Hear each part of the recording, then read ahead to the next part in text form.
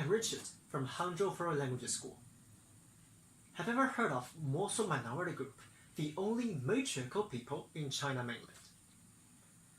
Well, actually, the first time that I have heard of a minority group that is matriarchal, I will think about their unique culture, their unique social traditions, and unique religion, and etc.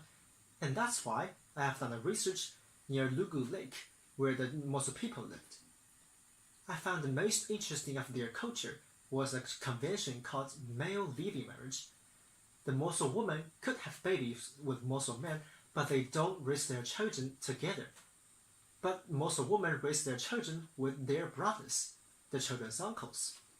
So actually there's no such official acknowledged marriage in Moso society. After an interview with a typical Moso woman, Siu Bin, I found myself really interested in the Moso culture. However, I also found a serious problem: the conflict between Moso society or the minority society with the modern society or the majority society. For example, Siu Bin graduated from her college in 2017 and she got an offer soon after to work in a public school near the Moso village. However, she was informed several days later that she could not work there because she didn't have a hukou, which is a certificate given by Chinese government to name you as a legal Chinese citizen. But if you want to get a hukou, you have to get legally married parents. So actually, no Moso people could get a hukou because their parents are not legally married. And that's why Siu Bin had to go back to the village and find her parents to get married. How ridiculous, isn't it? This country has established for more than 70 years, but these conflicts still cannot be solved. Actually, there are 56 officially acknowledged ethnic groups in China, but Moso was not listed on it. In the past 30 years, China has imposed a serious uniformity in laws and policies regarding its people in order to achieve fast development. But consider this: 91% of its people is Han people, which means that all the policies and regulations are catered to their needs, and so does the mainstream culture. As a result, the Moso teenagers were impacted by the modern culture because all their friends and their classmates at school are all Han people and they all share Han culture. So the Moso people were no longer willing to learn their own culture and language because they have to fit in the modern society. What a pity, isn't it?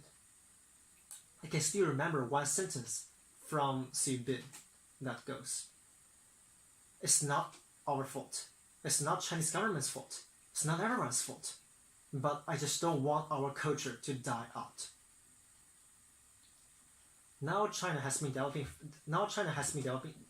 faster and faster and better because we have the aid of high technology.